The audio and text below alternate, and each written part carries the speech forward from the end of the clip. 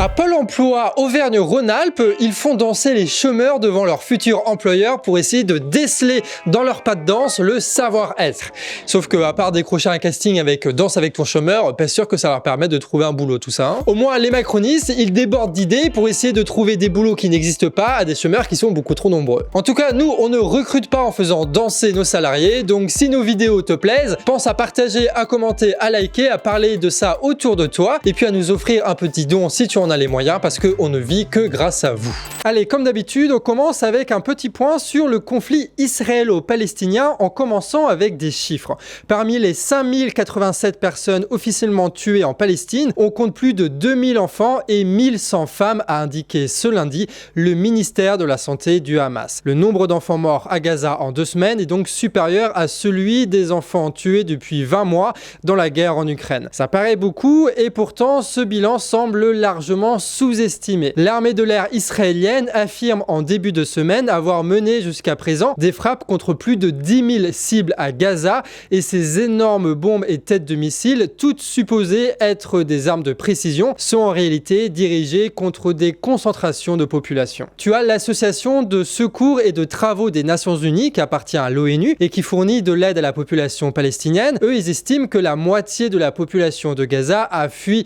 de son domicile et a trouvé refuge dans une des écoles ou dans un des abris gérés par l'ONU. Quasi la moitié des logements de l'ensemble de l'enclave de la bande de Gaza a été détruite ou endommagée par les bombardements israéliens. L'ONU a déclaré que 29 membres de son personnel, dont la moitié étaient des enseignants, ont été tués depuis le début des bombardements menés par l'armée israélienne. Alors que les manifestations se sont succédées la semaine dernière et ce week-end à l'international en soutien à la population gazaoui, il n'y a plus de possibilité de nier aujourd'hui les crimes de guerre perpétrés par Tsahal, c'est-à-dire l'armée israélienne. Hier, le Conseil de sécurité des Nations Unies s'est réuni toute la journée au siège de l'ONU à New York et le secrétaire général de l'ONU Antonio Guterres a réitéré son appel au cessez-le-feu humanitaire et a martelé qu'aucune partie à un conflit armé ne peut se considérer au-dessus du droit international. Monsieur Guterres a jugé important de reconnaître que ces attaques du Hamas s'étaient produites dans un contexte d'une occupation étouffante de 56 ans.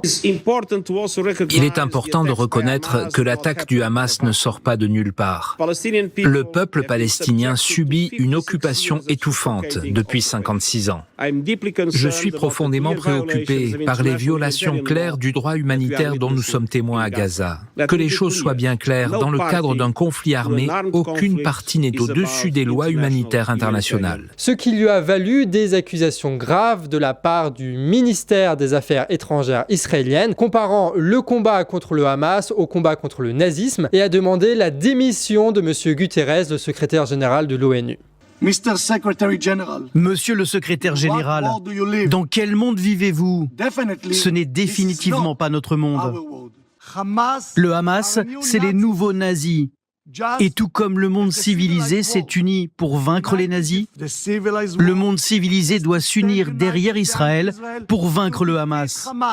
Et pendant ce temps, Emmanuel Macron continue le « en même temps » en déclarant à chaque fois qu'il fallait que l'électricité, par exemple, soit rétablie à Gaza pour alimenter les hôpitaux, mais en appelant tout de même en même temps à une coalition internationale pour lutter contre le mouvement islamique palestinien qui contrôle la bande de Gaza, c'est-à-dire donner un blanc-seing à l'armée israélienne. Macron a défini d'un mot notre ennemi commun, le terrorisme. Avec Netanyahou, ils se sont mis d'accord sur qu'est-ce que devait être cette lutte antiterroriste, c'est-à-dire bombarder Gaza jusqu'à la fin, quoi. Et notamment le fait que ça devait se passer aussi en Europe et aussi dans les quartiers français. Je dois vous expliquer, ce n'est pas une enclave de l'État islamique à des milliers de kilomètres de l'Europe. C'est l'État islamique dans la banlieue parisienne.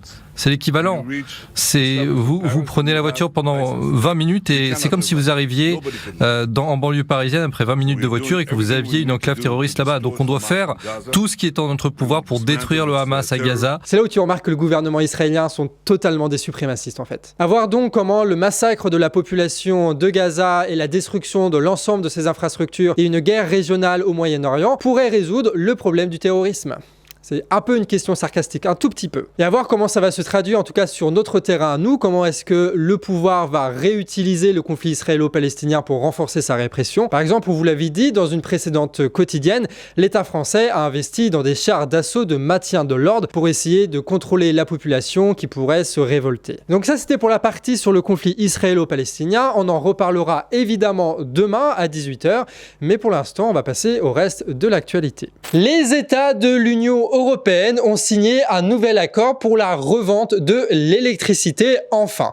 L'énergie électrique va donc pouvoir être négociée et se vendre sans prendre en compte le tarif du gaz du marché européen qui a été la principale cause de l'augmentation des prix de l'électricité ces derniers mois. Ces accords concernent les énergies renouvelables et les énergies nucléaires, ce qui fait que en France, on va être très concerné par cette mesure. L'hiver dernier, on a cru qu'on ne pourrait pas se chauffer à cause des problèmes de technique et des centrales qui ne marchaient plus. Mais là, ces derniers temps, la France est excédentaire au niveau de l'électricité produite. Alors du coup, on va pouvoir la revendre et donc se faire pas mal d'argent. Mais est-ce que ces bénéfices vont pouvoir entraîner une baisse de nos factures? Et là, c'est moins sûr quand même. En tout cas, notre ministre Pannier-Runacher, elle garantit, elle, une mise en place parfaitement achevée de ce programme-là pour 2026. 2026.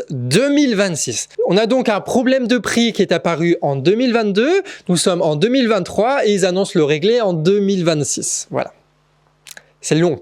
C'est très très long. Et c'est pas une question de le temps de construire des centrales, non, c'est juste une question de prix. De comment est-ce qu'on détermine les prix, c'est juste une question de loi, pas plus. Selon elle, les factures seront plus simples avec un coût au wattheure plus stable que ce qu'on a connu auparavant. L'accord ouvre aussi la possibilité de signer des tarifs bloqués sur plusieurs années, mais à plus bas coût qu'actuellement. Et en attendant, on a donc vécu 1 an et on va encore en vivre 3 avec des prix de l'électricité qui sont totalement déconnectés de la production et de la réalité. Bon, et si consommer une électricité nucléaire qui compte comme décarboné ne vous suffit pas comme geste écolo, le gouvernement a pensé à vous.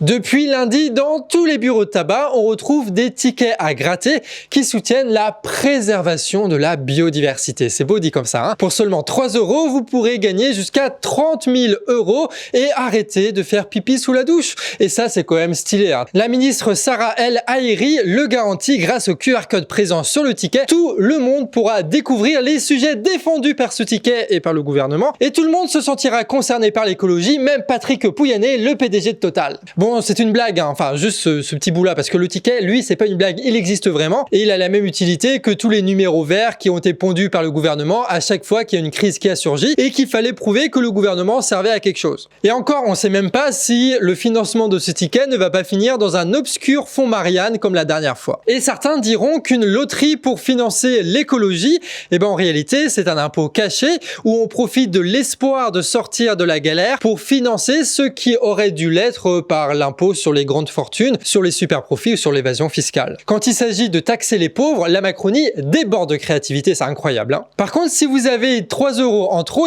vous pouvez nous faire un don sur Tipeee. Nous, notre comptabilité, contrairement au fonds Marianne, est totalement transparent. Chacune de nos dépenses y sont justifiées. Et si on a suffisamment d'argent, on va pouvoir acheter énormément de tickets écolos et comme ça, forcément, il y en aura un qui sera valide dedans et on va pouvoir financer le canard comme ça.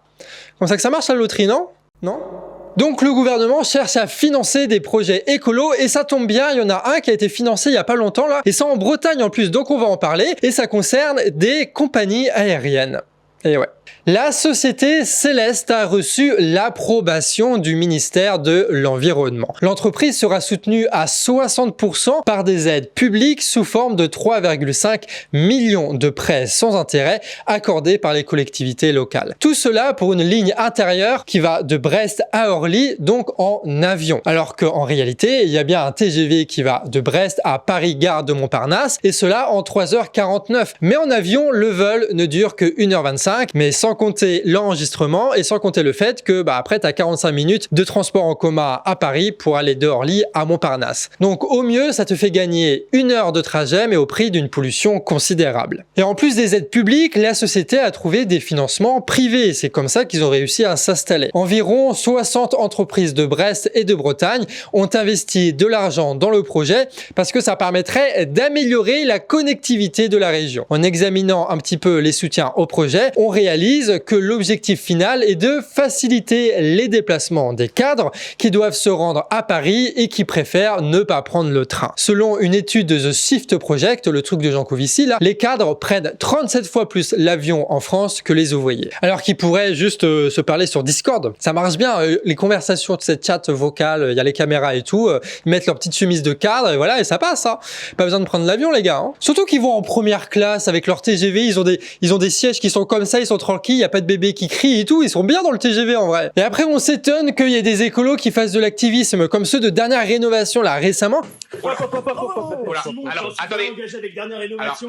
Aujourd'hui, j'ai décidé de venir et d'interrompre le cours normal des choses. Qui ont allié lutte écolo et lutte contre l'extrême droite en occupant le plateau de BFM TV pendant l'interview de Marion Maréchal Le Pen. Les militants ont exigé des médias et des responsables politiques qu'ils arrêtent les faux débats, en l'occurrence la loi sur l'immigration, et qu'ils se préoccupent plutôt des questions écologiques. Celui qui était assis sur le plateau du présentateur portait un t-shirt avec l'inscription « Il reste 521 jours », sous-entendu avant le point de non-retour, qui serait un point très théorique, hein, où on pourrait pas revenir en arrière, où ce serait, tu vois, le changement serait irréversible. Et évidemment, pour éviter ce moment où des gens qui ne devaient pas prendre la parole ont quand même pris la parole, et ben le BFM TV, ils ont envoyé la pub, quoi.